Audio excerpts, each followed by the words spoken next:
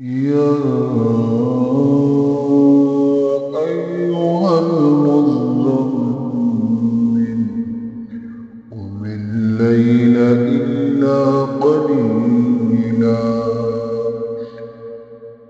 نصفه وانقص منه قليلا أو زد عليه ورتل القرآن ترتيلا إنا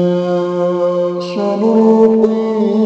عليك قولا ثقيلا إن ناشئة الليل هي أشد وطئا وأقوم قيلا إن لك في النهار سبحا طويلا واذكر اسم ربك وتبتل إليه تبتيلا رب المشرق والمغرب لا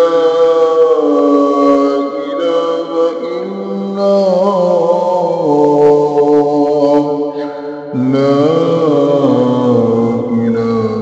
إلا هو فاتخذه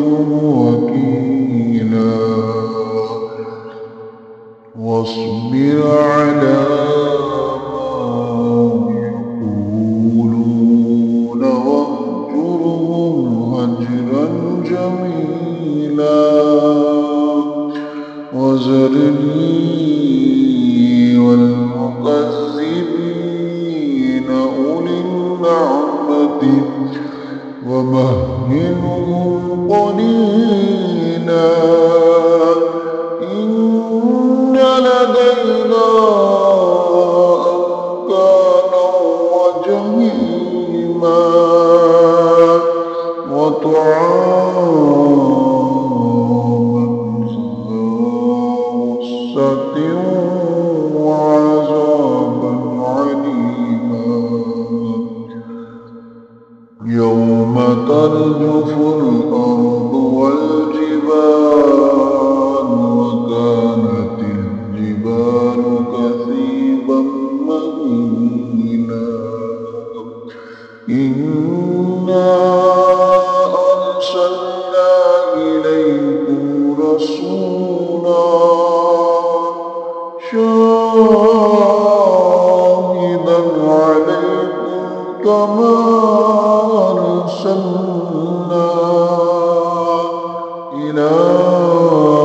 فرعون رسولا وعصى فرعون الرسول فأخذناه أخذا وبيلا فكيف تتقون إن كفرتم يوما يجعل الولدان شيبا السماء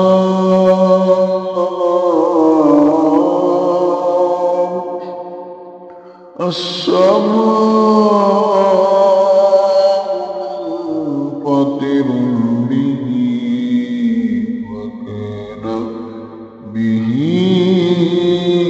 كان وعده مفعولا إن هذه تذكرة فمن شاء اتخذ إلى ربه سبيلا إن ربك يعلم أنك تقوم أدنى من ثلثي الليل ونصفه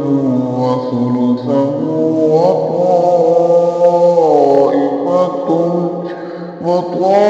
وطائفة من الذين معك والله يقدر الليل والنهار علم أن لن تحصوا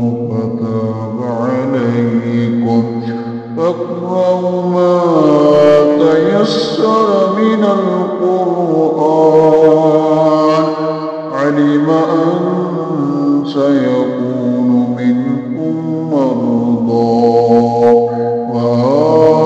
وآخرون يضربون في الأرض يبتغون من فضل الله وآخرون يقاتلون في سبيل الله فاقرأوا ما تيسر منه وأقيموا الصلاة وآتوا الزكاة وأقرضوا الله قرضا حسنا وما تقدموا لأنفسكم من خير تجدوه عند الله وخيرا وأعظم أجرا واستغفروا الله واستغفروا